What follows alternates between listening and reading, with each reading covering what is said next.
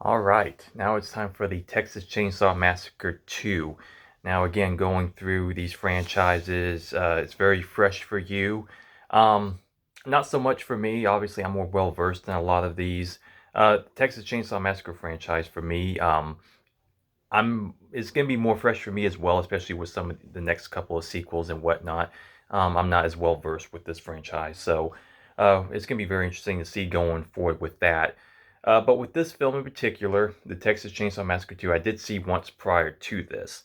Um, it's very interesting because this is 12 years after the original, so it's a pretty long time for that. And as with many of these horror franchises, as they get later on down the line, they usually tend to fall into more comedic and more self-aware territory. But this one, like pretty much out the gate, like with the second one, it definitely has more of a thematic and definitely more self-awareness vibe to it.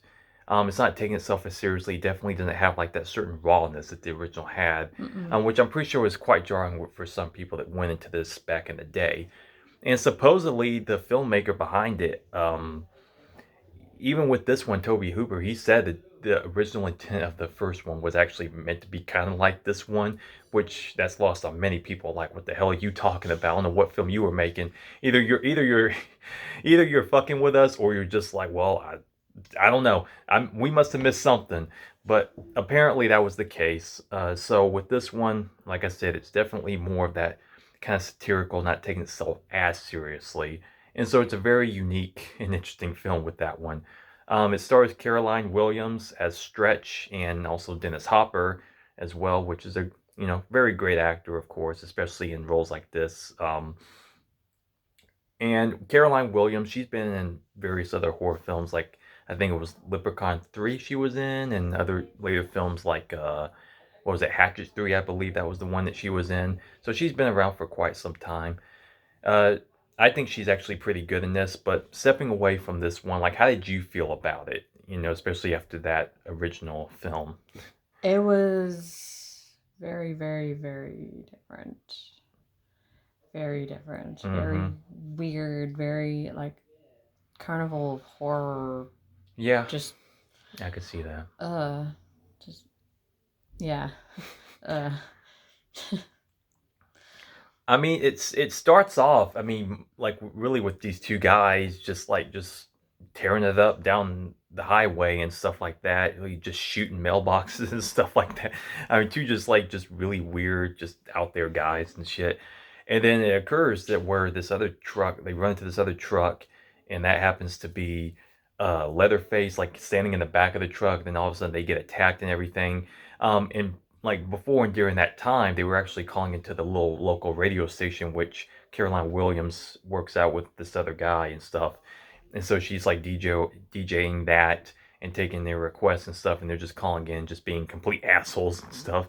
And then that's when the attack occurs as they're on the air and stuff like that. And so you start off like really crazy, and I mean, you have like Oingo Boingo, Danny Elfman, his old like band, with that song playing and everything, which is fun, and it leads for a very interesting, like, fun sequence there. One dude's head gets chopped like in half and stuff, and blood spurting everywhere, and it's just like completely insane. And Tom Savini actually did yeah, I work was on gonna this say one. completely Tom Sweeney. Oh yeah, for sure. And so they're just like listening in, taking it in, and you're just like, what the hell is happening? And so therefore, you again, just right out the gate, you're starting off with this very party horror vibe. It's just like yeah, crazy fun. It's like a roller coaster ride type of deal.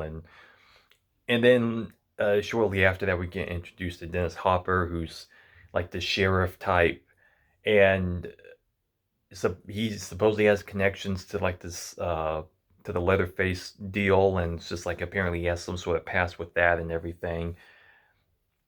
And then after that, we also get introduced to this one uh, guy who's at this like chili cook off thing, and it turns out that's actually one of the family members of Leatherface and stuff. And then you can only assume, obviously, that yeah, they have some very particular ingredients in their food, which is very twisted when you look at that. When you look at the cook off thing, you get all these people just randomly eating it and just knowing the deal. It's just like that's pretty jacked up. So Soylent Green is people. Yeah. Yeah. Oh my goodness, like that right there. And I find it funny too is that the trophy that they have is like at the top. You have like the little pot, and then for some reason they find it like Necessary to appropriate pour it to in actually there. put the winning chili at the top in the pot, and it's just dripping all down the trophy. I'm like, I mean, I guess that's your tradition. Hell, go for it. Why not? And so Mm. after that whole attack and everything, like the Dennis Hopper is trying to figure out what's going on. And so he goes to Stretch and everything, and or like she goes to him and wanting to try to Like, you help want it. proof of this? I've got proof. Yeah, I got Yeah. the audio and everything. You want to try to use this? Fine, let's do this. And he's just like adamant at first, because at first she goes at like his hotel room and everything. He looks like he's just been through a complete bender or something. Like all of a sudden, which I feel like is almost kind of random because like the first scene he's like oh kind of cool and collected and stuff. Then you just cut to him the next moment where she actually goes to try to meet him and stuff, and he's just like looking all like fucking just completely out of it. So apparently, I guess he has some drinking issues as well. I don't know. I don't know. Yeah, and so so that's kind of getting the plot rolling and everything, and then shortly after that, he's just kind of like, I want you to play this on the radio and stuff to try to, I guess, lure them out or something, try to get attention as well to people, let know it's like, okay, we need to look into this, something's happening here, blah blah blah.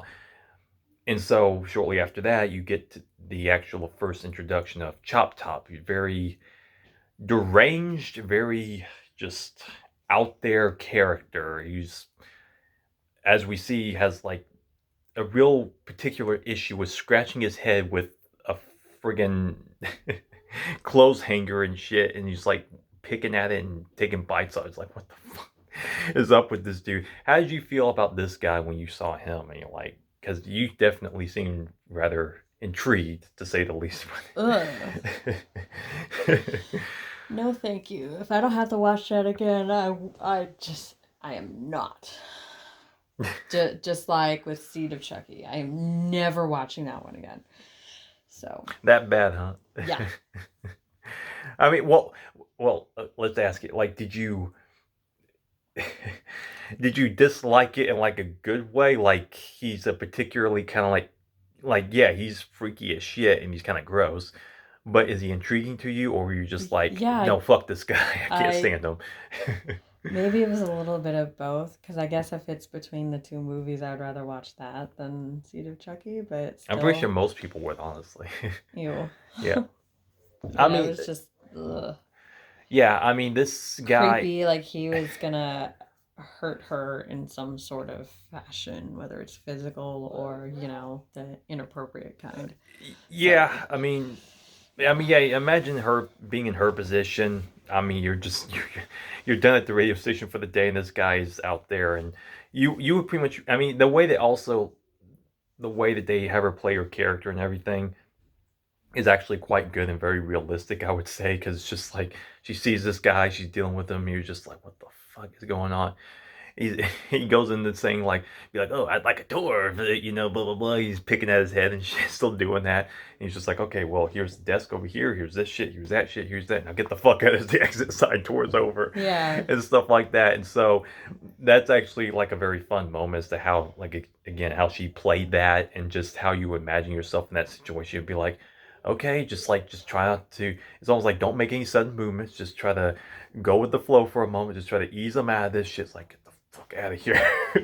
And so they play that very well up until a Mm-hmm. moment here where Leatherface actually like just comes out of nowhere, just fucking just starts chasing her along.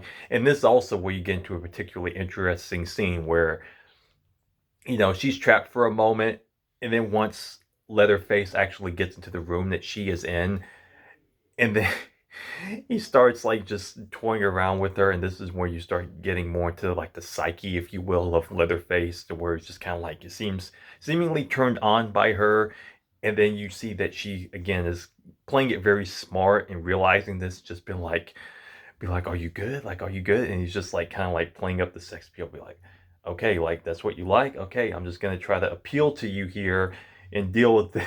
How do you feel about this scene? Because again, it's a very it's a very like out there scene, but at the same time, it's just kind of like, well, considering what you're dealing with, you could probably see how just again how insane these characters are, and just like the mindset of Leatherface and maybe childlike, if you will. Yeah. Like, so how did you feel about this scene? 'Cause It was, I'm pretty sure I said, what the fuck? yeah. And yeah, it was really disturbing, I guess. And no knock against her. She's obviously very pretty. Has very, very nice legs. But yeah, I guess she picked up on some sort of cue and was going with it, trying to diffuse whatever. hmm Yeah, she obviously didn't want to take the chainsaw up the what, so yeah. I'm pretty sure though, like in an instance like that, you realize like I'm pretty sure most people, as messed up as it would be, would rather take the chainsaw up the you know what as opposed to whatever he has inside his being. And I mean, if anything, I mean, let's be real here. But yeah, like I said, it's also played fairly Well, so comedically considering. I meant it more so you don't end up dying. You just Yeah, go along with it, whatever. She could yeah. I try mean, to because clearly he escape. was turned on. And I doubt she wants to go out with a date with him anytime Well, soon. no, I wasn't saying that she should. I was just like, okay, let's see how I can get out of this situation. Let's Yeah, but just like I roll said, with just it. again, she's just quick on her feet and thinking Yeah. in that situation, which again, is played very well by her and stuff like that. So it's just funny too, especially when he starts like once he has his like little moment there and he starts flipping out again. She's like, I gotta give it to her too because as far as like scream queen and stuff, she's good. She's screaming throughout pretty much this entire film, and you would think that that would get old because like she's screaming a lot, but she again, she her character is just done very well. And again, given the situations and occurrences where like again you're just kind of going along with it to where like you're along with this character the whole way. You're definitely behind Hmm. her and stuff like that. And so again, I gotta give her credit because she nails it throughout this film. So I mean, very very good. And so um she manages to push Leatherface away basically and not into not killing her. And so where him and Chop Top leave and everything, but she's like, well, no shit, I can't let them get away. You gotta deal with this shit. Like brave as hell. I mean, hell, she could have left it at that and been like, fuck it, I'm moving the hell out of here. But no, she goes along, she chases them and everything and sees where they are. And then that's when you get Dennis Hopper to show back up, and he's just, and she gets caught in a situation when she falls down this pit, and then that's when Lefty, as we refer to him as, he shows up to try to save her. He's like, "Oh, I used you, girl, but come on, like, get you out of here and stuff." But she falls deeper and everything, and so That's when it really gets crazy. yeah, and so this when we get to this like yeah, underground, like yeah, it's like theme park weird type of like house and just very weird out there setting and everything. And it's just like and this is like all the whole rest of the film here is in this setting. How do you feel about this and also the family once we got to, their dealings and everything and It it it went off a cliff. yeah.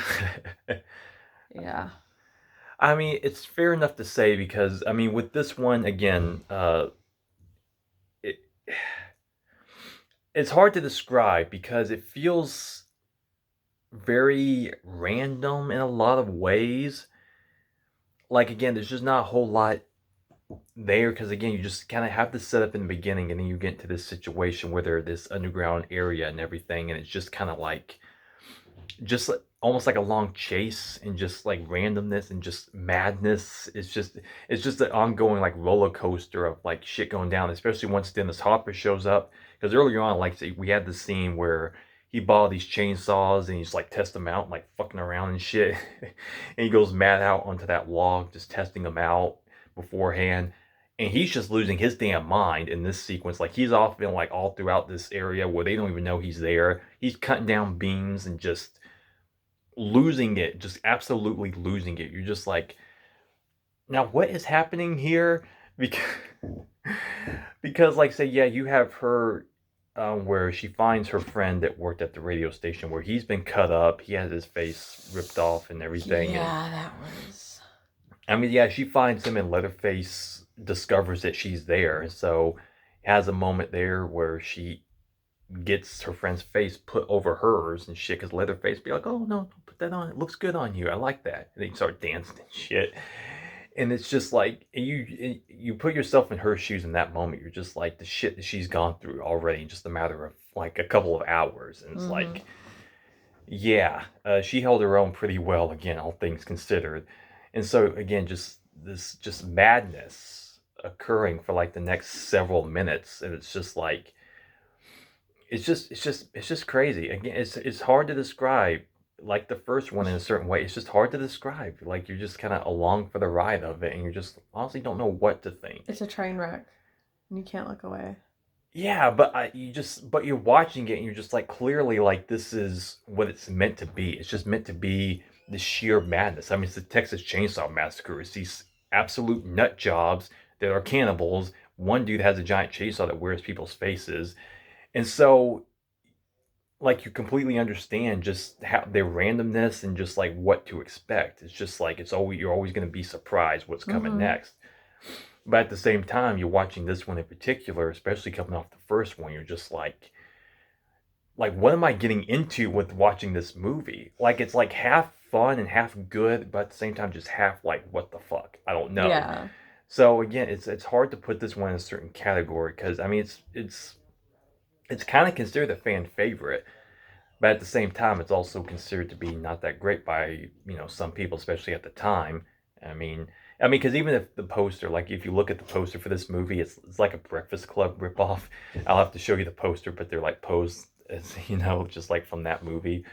And so again, with the vibe that this is going for, it's just very much out there. And so once you get to the end, like once you've had all these chase sequences, like Lefty and Leatherface have a face off, he saws him through the gut and everything, so you think he'd be done for. And so the pop, like I said, has a grenade under the table. You get to at one point, and it blows up the Yeah. table, and That was a pretty funny little sequence there with him under the table yeah. going I mean, back and some of forth a his little dialogue is bit. actually quite funny. A lot of the dialogue that he's It's an spewing F you, out there. Charlie. Yeah, yeah, yeah. I mean, he's at yeah. Well, I mean, most people know what that refers to, especially because Chop Chop was, talking about Nam and all that. But yeah, Yeah, see, Chop Top is that I believe he's technically supposed to be related to the one hitchhiker in the first movie, like they were brothers. And I think like they were actually both in Nam or one of them or something, um, and so yeah, so there were technically ties. But in the first one, though, they were if you listen closely, I think they're technically called the Slaughters. In this one, they're called the Sawyers, I believe, and so there is that certain bit of consistency as far as like what their last name is, and as far as like connective tissue from the first one to this one. And it's a little bit odd, again, especially you look at the tone of it all.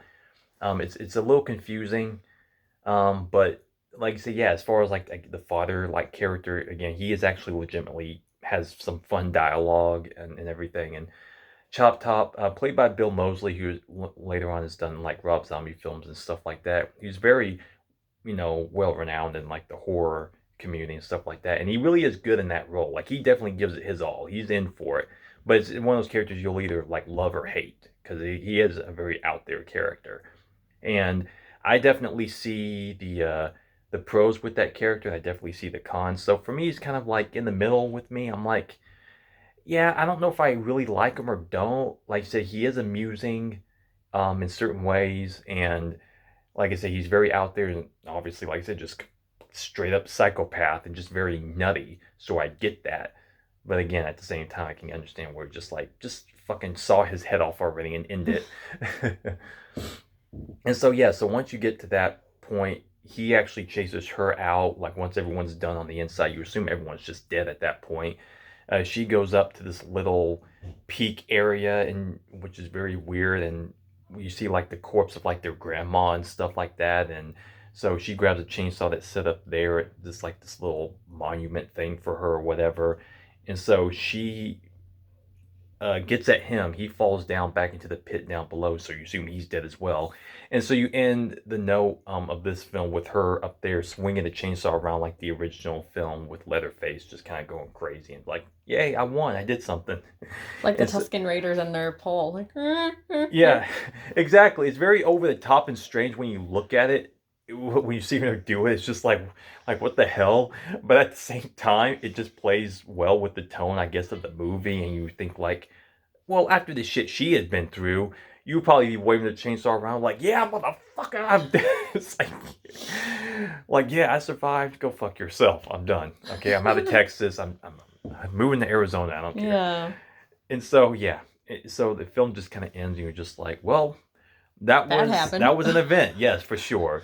So, again, like the first one, it really is hard to try to really put this one in a certain To category. quantify it. It really is. Yeah. It honestly is. I mean, you do have more plotting technically than the first movie.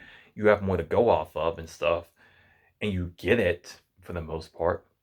And of course, you find out that Dennis Hopper's character, he was actually the brother of the wheelchair guy in the first movie, and No, he he was the uncle. I thought he said brother in it though. I think he said when he found him My, in the chainsaw. well, that was his nephew. There's the Oh, I think it might have been. uncle. Honestly, see, like He that. was the uncle because his brother was the one that owned the house.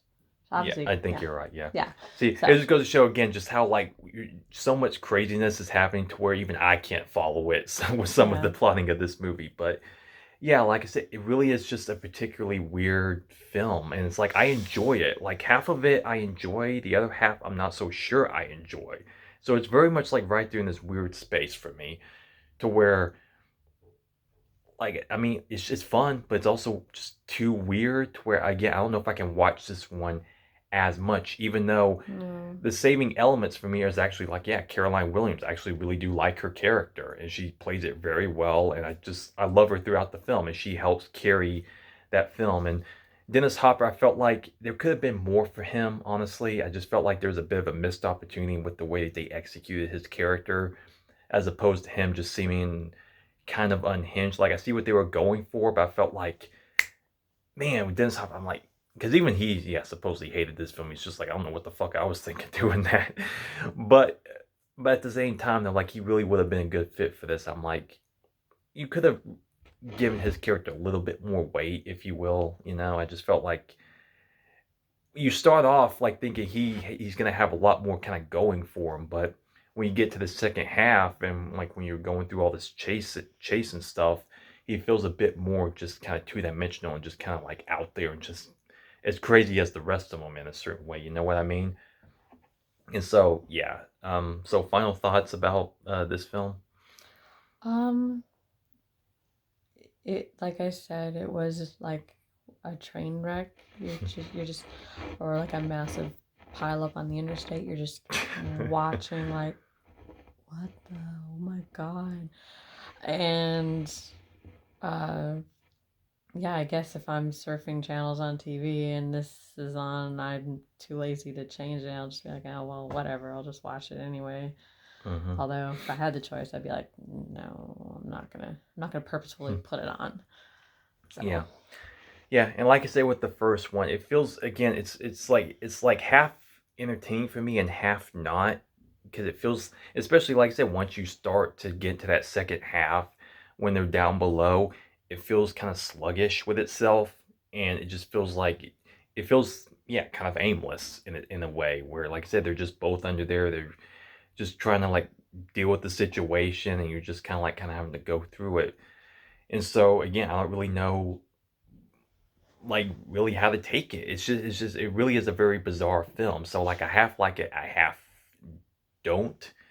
The one like I said, the saving grace for me is Caroline Williams throughout it. I just felt like if she had if they just executed some of the stuff a little bit differently, I could probably enjoy it more, and especially with Dennis Hopper. But yeah, I mean for what it is, it's like it's fun. And like I said, I feel like she's the one who kind of helps weighs it down, even more than Dennis Hopper for me in particular. So I'd give it like a, I don't know. I'd probably give it like a 2.5 or a 3 because, like I said, it's not bad like some other particular movies are. Jason Takes It's Manhattan or Jason Goes to Hell. yeah, no, it's not that I know. bad for sure. I always use those as an It's example. it's I'm not that sorry. bad. It definitely has entertainment value, but like I said, it's like half entertaining, half just kind of like a slog. So it just falls into Yeah, this weird just space of like just like, Manhattan, I think, but honestly. yeah, but even Manhattan, like I said, for me, this is better than that because Manhattan to me is the ultimate It sin didn't of get to just Manhattan of until like 2/3 through the movie. yeah, and even then I said like, okay, well, we're long past that. I can forgive that as long as it's entertaining. But Yeah. it's not that entertaining. It's actually one of the most boring of the Friday the 13th films. And this one, again, it just feels like it's like half fun, but also kind of half boring. So Oh, that it's was actually a few years after yeah, the 89 and that song. would yeah. Yeah. And so Hmm. yeah, so that's kind of where I am with it. Yeah. Would you so you're about the same? Yeah. Yeah. I'd have to say so because it was just bleh. And, Yeah, and like I said, for uh, many people, like I said, they like it, and I understand the Chop Top character, like I said. So, like, I'm just kind of right there in the yeah. middle. It's just half entertaining, just half like, I don't know if I really care for it that much. Like I said, there are definitely saving elements to it. Like if she had, been in a sequel or something like that, I'd been like, okay, yeah, I can go with that or whatever. But Yeah. it is what it is. So that'll do it for our review of the Texas Chainsaw Massacre 2. We will be back for Leatherface, the Texas Chainsaw Massacre 3. Okay, so thank you very much for watching. We'll see you next time. Bye for now.